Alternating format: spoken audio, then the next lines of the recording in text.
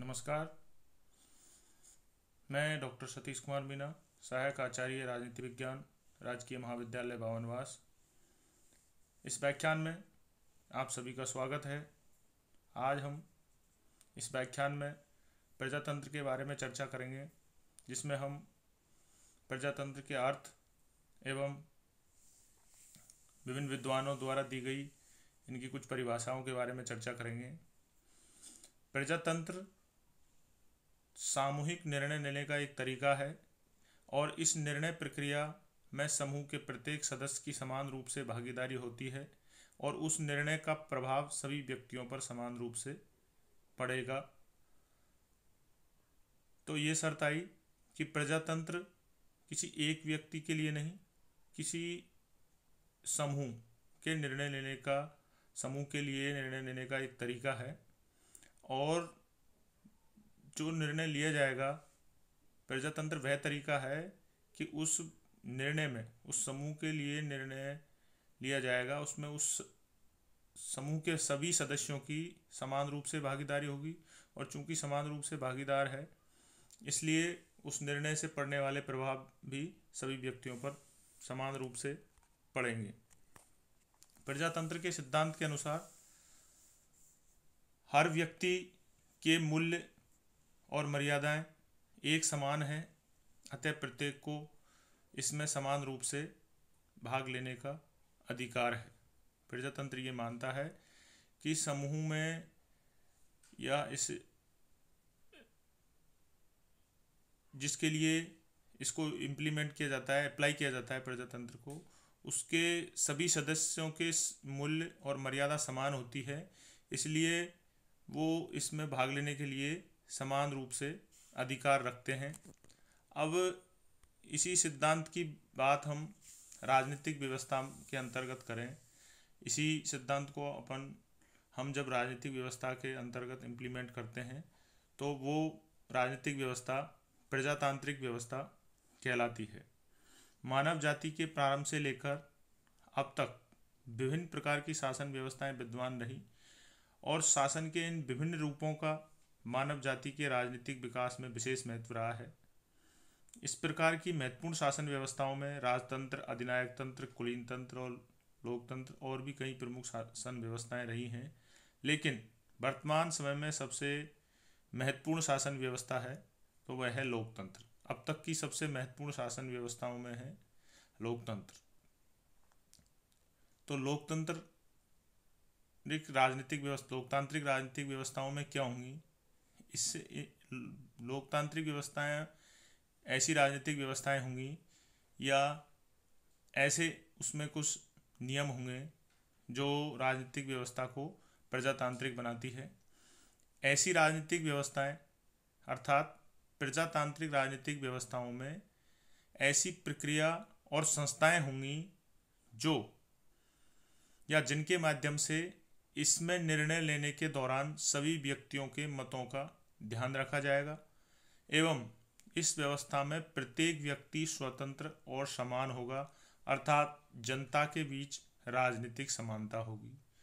तो प्रजातांत्रिक राजनीतिक व्यवस्था की सबसे मूल बात क्या निकल के आई कि प्रजातांत्रिक व्यवस्था में सभी व्यक्तियों को समान माना जाता है और उस समानता के आधार पर प्रत्येक व्यक्ति उसके लाभ और हानि का हिस्सेदार होगा। प्रजातांत्रिक राजनीतिक व्यवस्था के इतिहास के बारे में जब हम चर्चा करते हैं कि प्रजातांत्रिक राजनीतिक व्यवस्था कब शुरू की गई सर्वप्रथम, तो हम जानते हैं कि प्रजातांत्रिक राजनीतिक व्यवस्था की शुरुआत यूनान से होती है, जहां पर सर्वप्रथम जो राज्यों का छोटा रूप था, जो राज्यों को नगर राज्य कहा जाता था, वहां इसके प्रत्यक्ष प्रजातांत्रिक रूप की शुरुआत की गई और उसके बाद में ये फलीभूत होता हुआ वर्तमान के इस स्वरूप में है और हमारे देश हिंदुस्तान में भी प्रजातांत्रिक शासन व्यवस्था को अपनाया गया है, या हमारा देश भी या हमारी शासन व्यवस्था भी प्रजातांत्रिक है और आज तो दुनिया का प्रत्येक देश अपने आप को प्रजातांत्रिक कहता है। अब इसके शाब्दिक अर्थ के बारे में चर्चा करते हैं।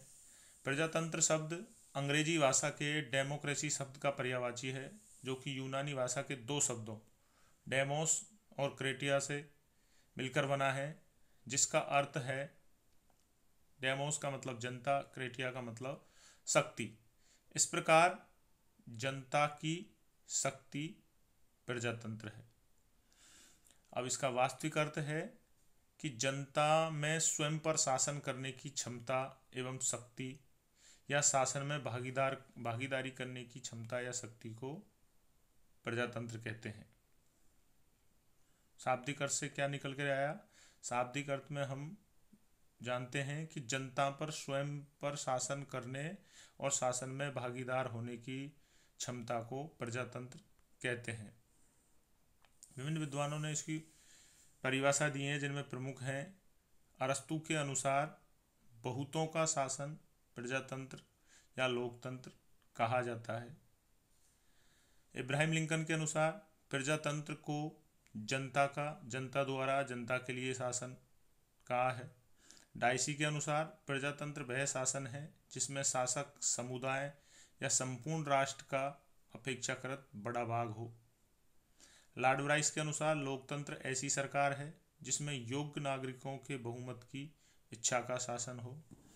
एवी हॉल के अनुसार अंतिम विश्लेषण में व्यवहारिक एक रूपता मानी जाती है। चार्ल्स मेरियम के अनुसार लोकतंत्र राजनीतिक समुदाय का एक ऐसा रूप है जिसमें राज्य की नीतियों का राजनीतिक नियंत्रण एवं दिशा निर्देश समुदाय के बहुसंख्यक भाग द्वारा किया जाता हो। ये लोकतंत्र के बारे में दी गई विभिन्न विद्वानों की परिभाषाएं हैं। इसमें ये बात निकल के आई कि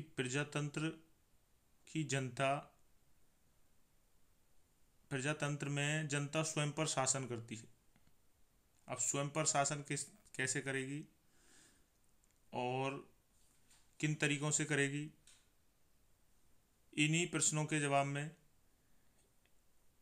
इसके दो रूप निकल कर आते हैं। और जब से प्रजातांत्रिक राजनीतिक व्यवस्था की शुरुआत हुई, जब से लेकर अब तक इसके दो प्रमुख रूप देखने को मिले हैं, एक प्रत्यक्ष प्रजातंत्र, एक अप्रत्यक्ष प्रजातंत्र। प्रत्यक्ष प्रजातंत्र में राज्य के निवासी या जनता सार्वजनिक विषयों पर प्रत्यक्ष रूप से स्वयं विचार विमर्श करती है और इसके आधार पर नीतियों का निर्धारण कर विधि निर्माण करती है। तो ऐसे शासन को प्रत्यक्ष प्रजातंत्र कहते हैं।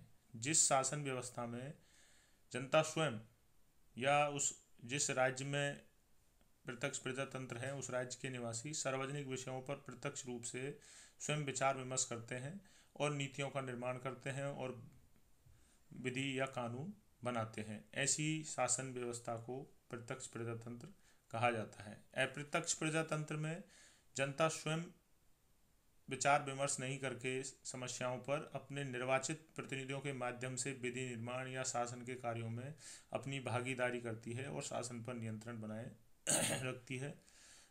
उसे अप्रत्यक्ष प्रजातंत्र कहते हैं। वर्तमान समय में अप्रत्यक्ष प्रजातंत्र ही प्रचलित है।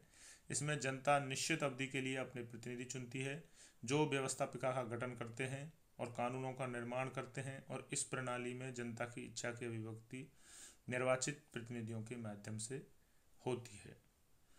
नमस्कार, आज के व्याख्यान में इतना ही।